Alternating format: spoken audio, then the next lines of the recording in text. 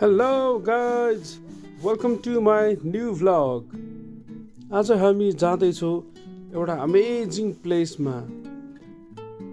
काठमाडौँ नगरपालिकाको उत्तर पूर्वमा रहेको टोखा नगरपालिकाको विभिन्न ठाउँहरूमा तपाईहरुलाई लाँदैछौँ।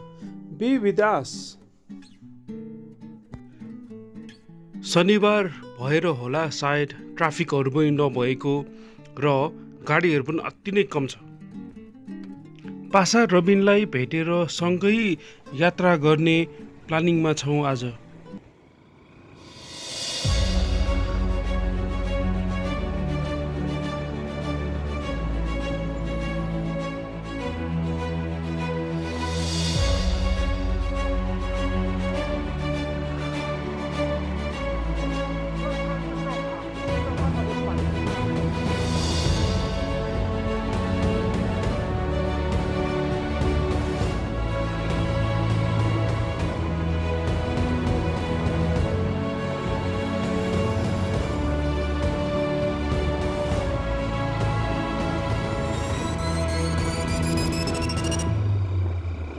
यहाँसम्मको यात्रा पश्चात एउटा चिया ब्रेक लिन्छौँ र त्यस पश्चात हामी पुनः जाँदैछौँ चण्डेश्वरी मन्दिरतर्फ।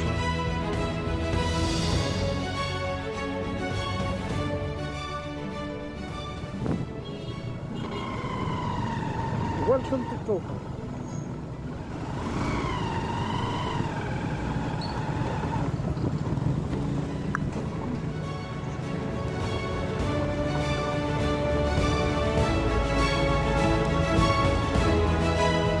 अब हामी चण्डेश्वरी मन्दिरतर्फ लाग्दैछौँ। हामीसँगै जोडिनु होला है।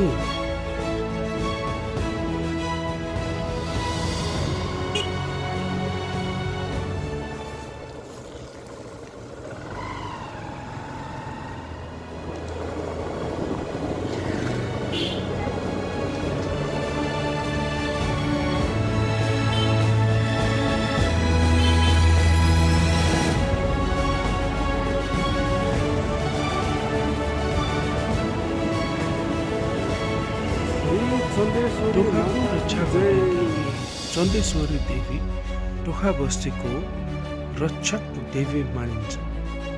महामारी, अनिकाल, भूकम्प वा विपत्तिको बेला देवीको पूजा गरे टोखा सुरक्षित रहन्छ भन्ने विश्वास छ। मनोकामना पुरा हुने स्थान।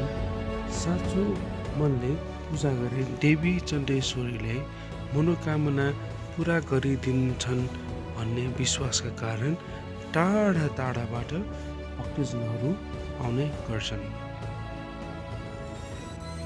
चण्डेश्वरी मन्दिर परिसरमा धेरै देवी देवताहरूका मूर्तिहरू राखिएका छन्, जस्तै देवी चण्डेश्वरी, भैरव, गणेश, शिव तथा शिवलिङ्ग, पार्वती, कालभैरव, काली तथा हनुमान, नागदेवता, कुमारी, अष्टमातृका, साथसाथै महाकाली आदि राखिएका छन्।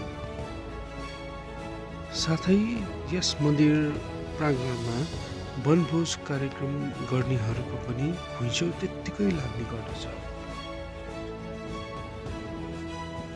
अब हामी सपन तीर्थतर्फ लाग्दैछौँ।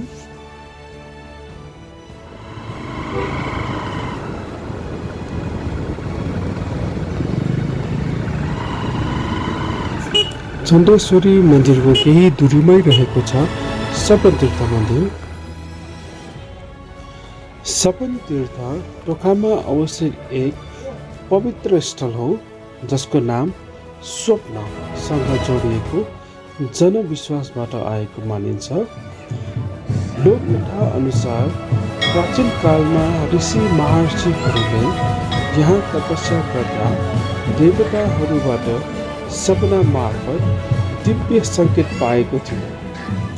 त्यसै कारण यस स्थानलाई सपन तीर्थ भनिन्छ।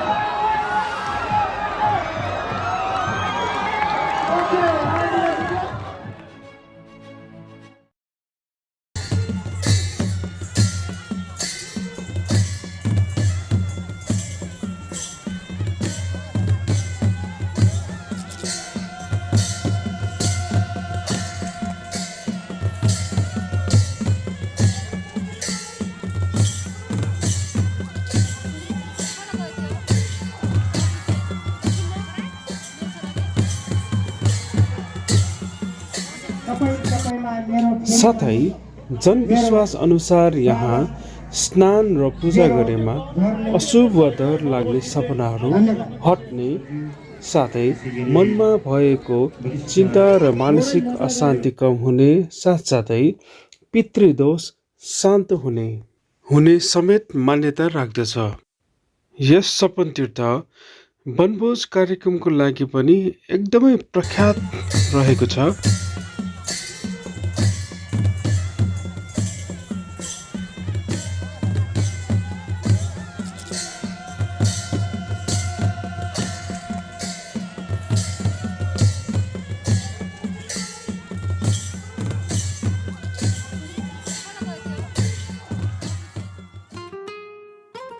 सपन तीर्थमा केही समय बिताइसकेपछि हामी झोरतर्फ लाग्यौं।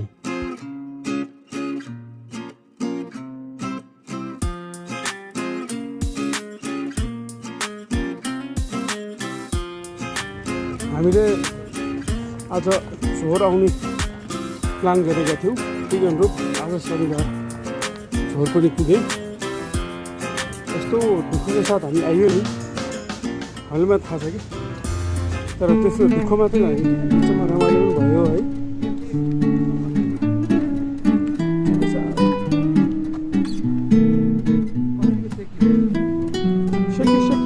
सेकी रुम्बा हेरेको छ नि यहाँ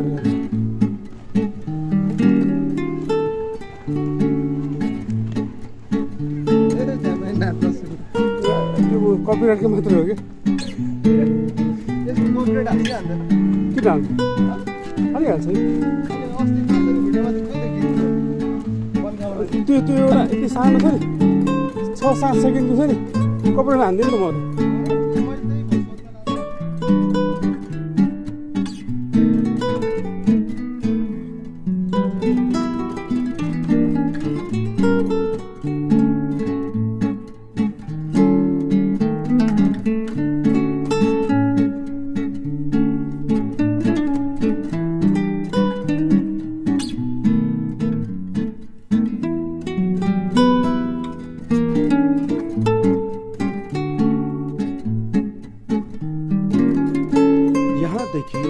अब झोरको यात्रा सुरु हुँदैछ।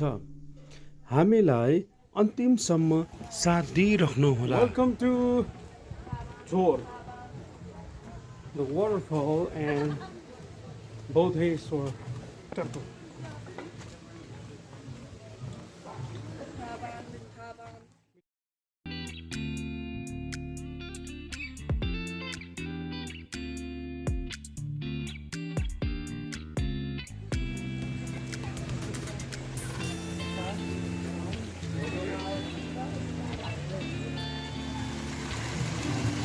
काठमाडौँको शान्त वन क्षेत्रभित्र अवस्थित यो पवित्र शिवालय आस्था, प्रकृति र अध्यात्मको अनुपम सङ्गम हो।